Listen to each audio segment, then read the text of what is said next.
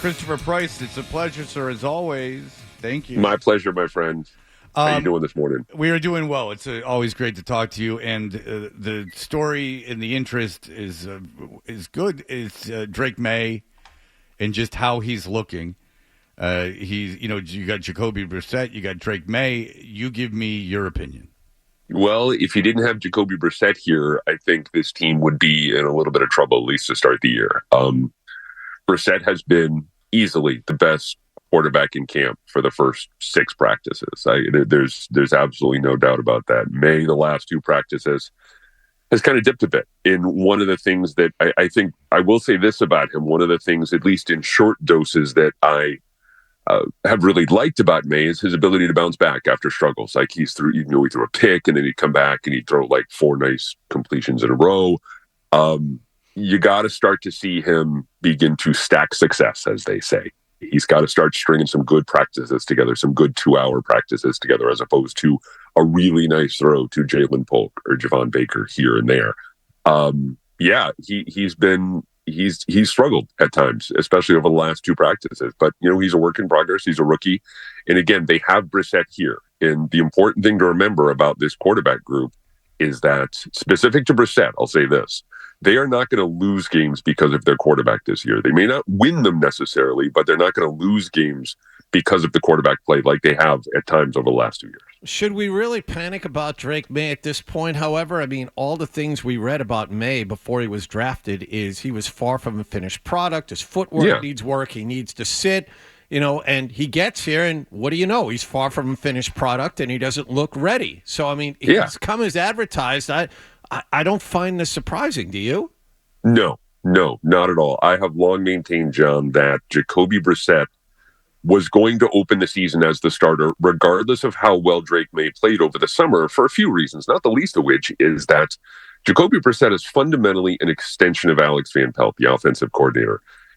These 2 guys are the only 2 guys who really know the offense in and out, and so it only makes sense, while this offense is still kind of trying to get off the ground a little bit, to have a guy like Brissett there who knows what Van Pelt wants out there. So, that's one of the reasons why you go to him. But yeah, I think you bring up an excellent point in that he's a rookie quarterback. This is not, he was not going to be the guy instantly right out of the gate. And so, I will say this. I do think he's going to be the starter before the end of the season.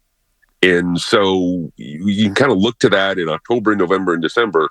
That's when we're going to see Drake Maye. But yeah, he's not a finished product. I think that's the perfect way to put it. Well, that's good news for Patriot fans. That's going to be a lot of fun if Drake Maye does end up playing this season. It's not surprising to me, like you guys said about Drake Maye. I don't care who it is. It's just if a guy has NFL experience, it's camp. There's like 9 practices. I do think it's funny that people are freaking out. I would expect Brissett to be better. He's a professional quarterback. But what's important to me is when you look at Maye, you've been to a million camps, you've seen a million quarterbacks. Can you tell why they took him number 3? Like, you see physically the talent that's there. Yeah. It's a growth process. But, their throws, the first 4 practices, he made some really impressive throws. And he made a couple of impressive throws yesterday as well. But I think it's unfair to expect him to come out of the gate to be slinging touchdowns all over the place, even though he was the 3rd overall pick. This is a process. This is a new process for him. He's picking stuff up. He admitted as much the other day. He's doing there are things that he just hasn't seen or hasn't, experienced yet. Yeah. All right, we're gonna have to get him back, but I will tell you this: is that I want to have him back on. Is that the Bears? Caleb Williams is not going to play in the Hall of Fame game on Thursday, and Orlovsky's running out a lot of steam. Orlovsky's because he's the guy that they go to on ESPN, so you hear him, you don't seek him out, right? Right. And he's like, well, Caleb Williams needs to get as much reps as possible. Well, you know why they're not playing him? They're not playing him because he's not ready to play. They're not putting him on national TV in the first preseason game of the year and go out there and get killed. If I'm Eberflus, I'm not doing that. If I for my own preservation, I don't need people wringing their hands for 3 weeks about how my quarterback sucked in the first preseason game of the year. Oh, we got Christopher Price back. So my point is this, is that the Bears aren't playing Caleb Williams in the Hall of Fame game. And I heard Orlovsky going, well, he needs as much reps as he can get. And it's like, no kidding. Yes. Like, wow, that's what insight. But I know, in my opinion, I know why Eberflus isn't doing it. And it's because I'm not putting the kid on national TV because he's not ready. I don't need to put him under that microscope right away. I don't even think it's about injury. I think it's about, I think that's why he's doing it. So my point is, if Caleb Williams is not playing in the Hall of Fame game, what do we expect from Drake Maye in the first couple practices? Fred, you bring up a really good point in regards to Drake Maye and Caleb Williams and making that comparison. I think it's really, really important for people to remember that, and this was I said this at the start of camp, the idea that no matter how well Drake Maye plays this summer, we talked about the Jacoby Brissett thing with Alex Van Pelt. You also want to make sure that the rest of the offense sets him up for success. You don't want to throw him out there behind an offensive line that's not ready, whether you have pass catchers who are not ready to play or compete. You want to do everything you can to give this guy a clear runway. And if you feel like the offense doesn't do the best job of that, you don't throw a young quarterback out there because you can't flip it back around. You can't start him and then pull him and then start him again. I think that's a recipe for not disaster. Zach but Wilson. It's Zach Wilson and Mac Jones. We just saw it. I mean, you see it all the time. I mean, you've seen. By the way, like these GMs aren't missing on these quarterbacks necessarily based on talent. I find it very hard to believe that every top quarterback that's flamed out, it was because entirely on them. I mean, if you really did a deep dive into their situations, like the numerous coaching changes, the bad personnel, the bad offensive lines, like you can't tell me that Derek Carr's brother, that he was necessarily that he didn't have the talent to be an NFL quarterback, that it wasn't, sometimes it's systems again. And the other thing too is again the offensive line. They've started to kind of create a little bit of continuity, even though David Andrews has missed the last few practices, particularly at the left tackle position. The rookie Caden Wallace out of Penn State, he's played well in pads. Look, it's 2 days in pads, but he's played well in pads. If that starts to settle in, if they start to get a level of continuity there that they're happy with, then that's one of the puzzle pieces that needs to kind of click into place for Drake Maye to start on a consistent basis. All right, Matthew Judon wasn't at practice yesterday. What are you hearing about that?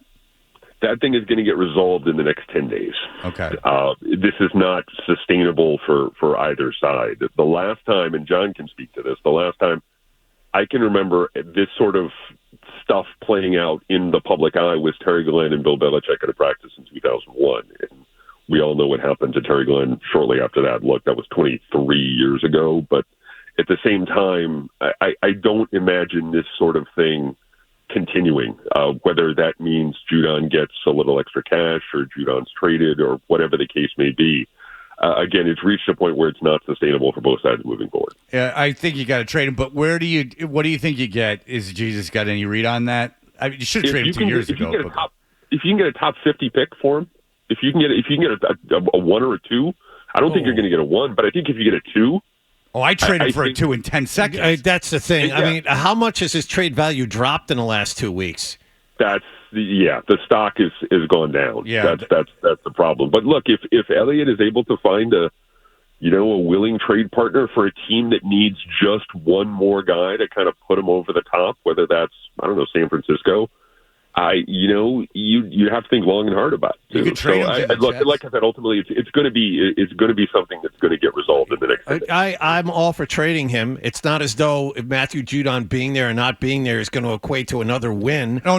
Trade him. You trade him. No, you got to trade. You need as many draft picks as you can. He wants to get traded. Yeah. The guy. The other thing too, honestly, I mean, Judon has to know he's not going to win a Super Bowl here this year, and he's on the north side of 30.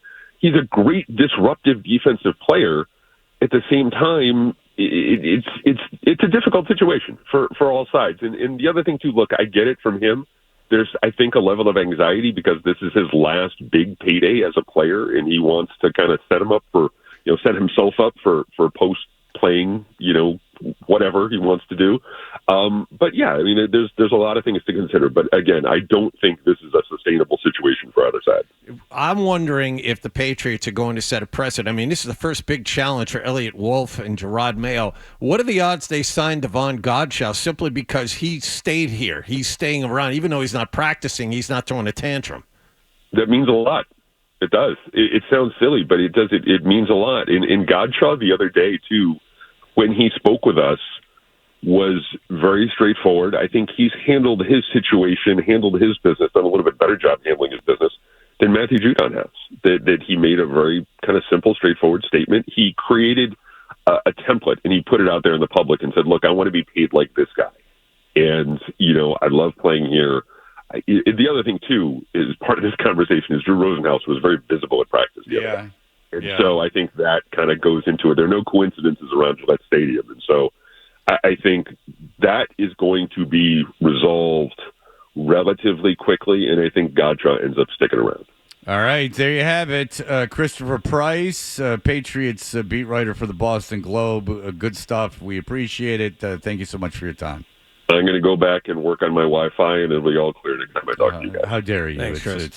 How dare you, Christopher? All right, thank you so much. We appreciate it. Take care, man. All right, take it easy. There you go. If you like that clip, and how could you not? Check out more videos from Toucher and Hardy here. Point slightly up and to the left.